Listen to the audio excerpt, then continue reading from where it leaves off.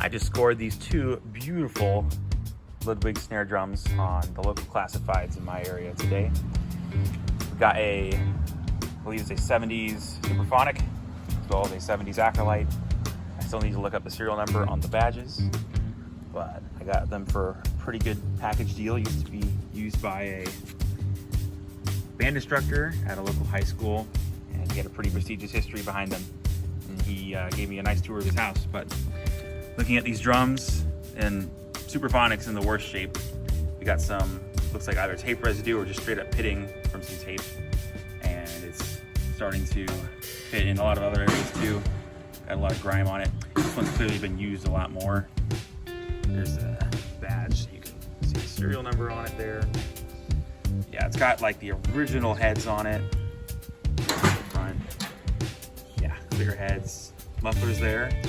Everything's there. P85 throw off. Rope tied. Got a little bit of missing chrome on the edges of the lugs.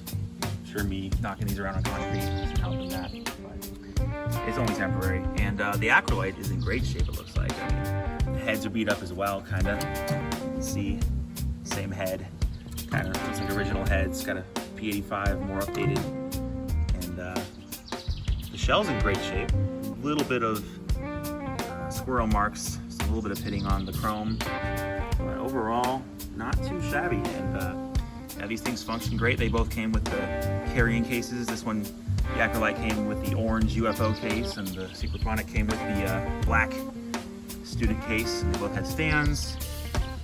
Got them for a pretty good deal, if you ask me. So the focus of this video is going to be fixing up this bad boy, making it look beautiful again. So let's get started with that process.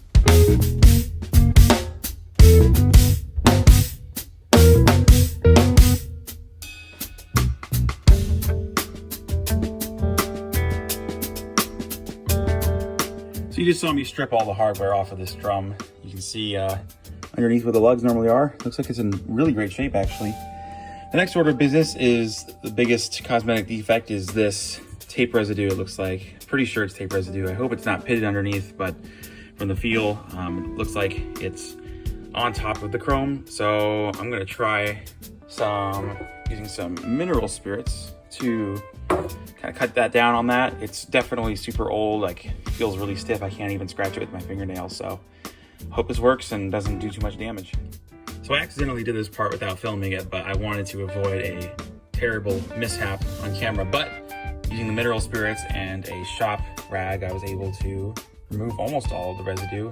Looks like there's a tiny little bit of pitting and some leftover bits, but if you look at it, I mean, the mineral spirits even like cleaned off the finish around it, and it's very shiny. It's in really good condition underneath. I'm really happy about that because I was scared that that tape would have ruined all the chrome underneath, but looks like we're good. There's a few more spots I need to take care of. I might throw up the camera so you guys can see the process, but let's get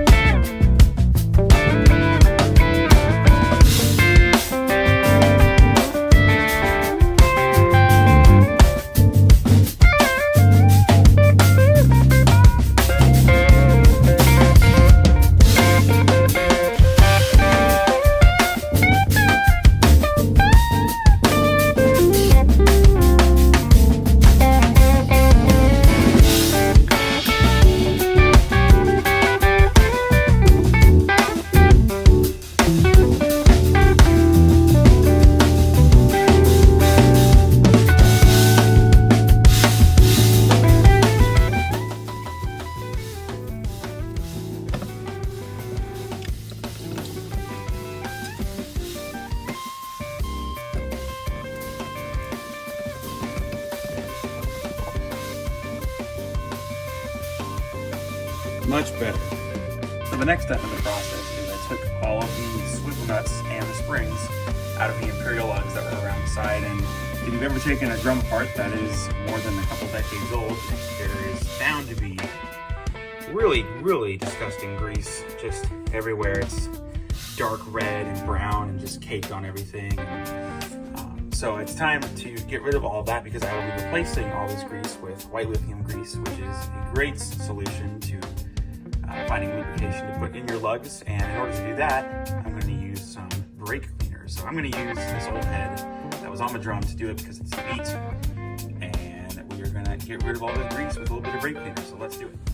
So I went outside to do this part because brake cleaner is pretty foul smelling and kind of dangerous. I wore some safety glasses as I did it, but as you can see, this brown liquid is dissolving a ton of the grease, and these are already taking on sort of a shine. And then these internal springs had a bunch of globs of grease on them, and you can see a couple of them around the place, but they're definitely melting away slowly. So I'm gonna let this sit out here, really toss it around a little bit just so that the grease and the brake cleaner gets through the tension nuts and cleans all that gunk out. But once these are dry, probably wipe them off with a paper towel, maybe hit them with some WD-40 as well as a secondary measure just to make sure that they're nice and clean.